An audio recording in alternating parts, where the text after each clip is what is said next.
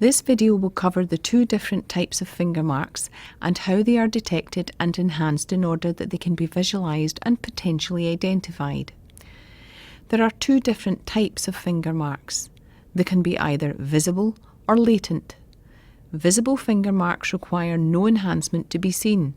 They are generally recorded using photography and are commonly found to be deposited with the use of a contaminant.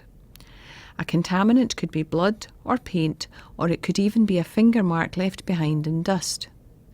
The evidential significance of finding a finger mark in blood at a crime scene is that the person who deposited the finger mark must have come into contact with the blood when it was wet, placing them at the crime scene either during or shortly after the incident.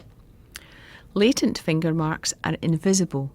They have to be detected either at the crime scene or the item is removed to a mark enhancement laboratory. Either way, an enhancement process must be conducted to visualise these marks. The latent finger mark is the most common source of finger mark evidence and also the one that is most problematic as it is present but invisible. Each primary ridge is associated with a sweat pore. This is the source of perspiration on the hands. However, numerous contaminants can also be present in the latent finger mark deposit, including material from other glands, cosmetics, perfumes, and food residues. The three major glands responsible for the finger mark deposits are the eccrine, apocrine, and sebaceous glands. The eccrine glands are usually found throughout the body, but the highest densities are found in the palms and soles.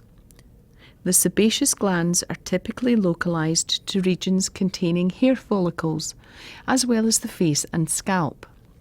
The apocrine glands are primarily found in the axillary regions, i.e. the armpits. In most instances, only the eccrine and sebaceous glands contribute significantly to the latent fingerprint deposit. Finger mark enhancement methods have been developed to target the components within the finger mark. The formation of the latent finger mark is dependent on a variety of factors. The first factor is the surface. A smooth surface will allow the finger mark ridge detail to be uninterrupted. Some examples of smooth surfaces would be paper or glass. However, if the finger is placed on a rough or textured surface, the ridge detail becomes interrupted by the texture of the surface. Some examples of a textured surface would be a wooden door or textured wallpaper. As such, smooth surfaces would be better for preserving the finger mark pattern.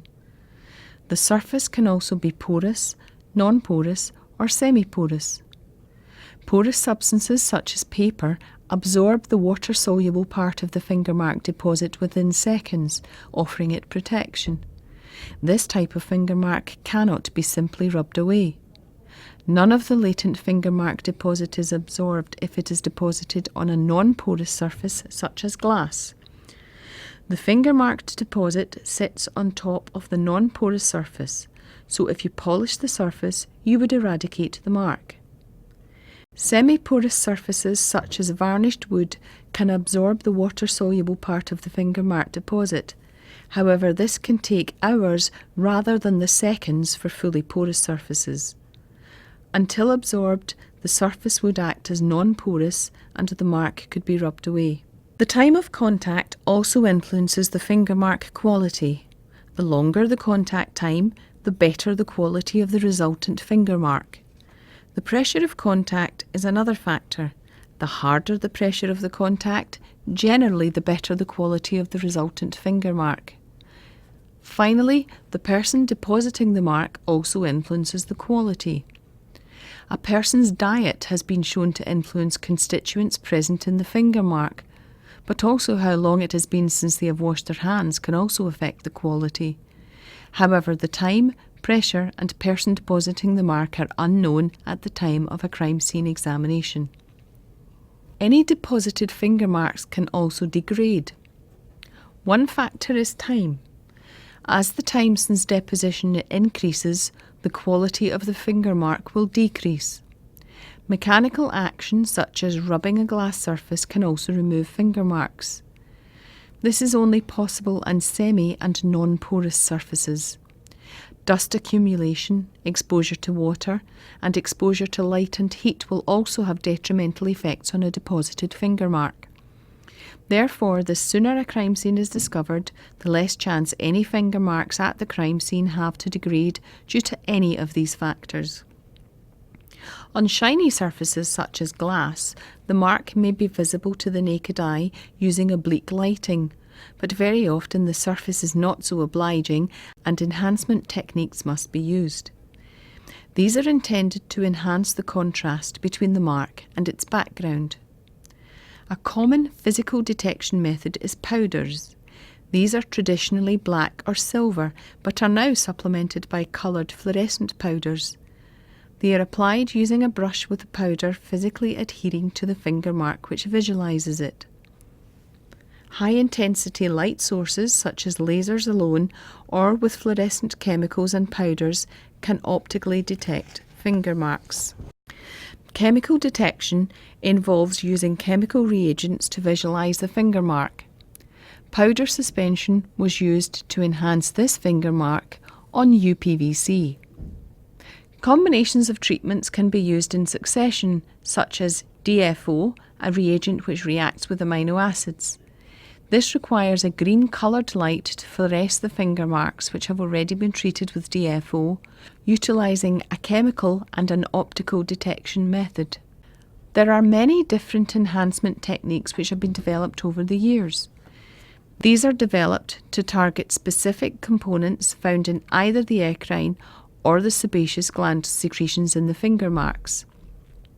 As such, a finger mark may be treated with two different chemical enhancement techniques, one after the other. This allows the chemicals to react with both the eccrine and sebaceous parts of a deposited finger mark. When using chemical enhancement, firstly as we're dealing with latent finger marks, the scientist doesn't even know if any finger marks are there, never mind what parts of the finger mark are eccrine and which parts are sebaceous. Therefore, what guides the selection of a chemical enhancement reagent is the surface in which the finger mark has been deposited on. You should now be able to describe what physical and latent finger marks are, understand the factors which affect the quality of a finger mark, describe at least one technique for enhancing finger marks on porous and non-porous surfaces.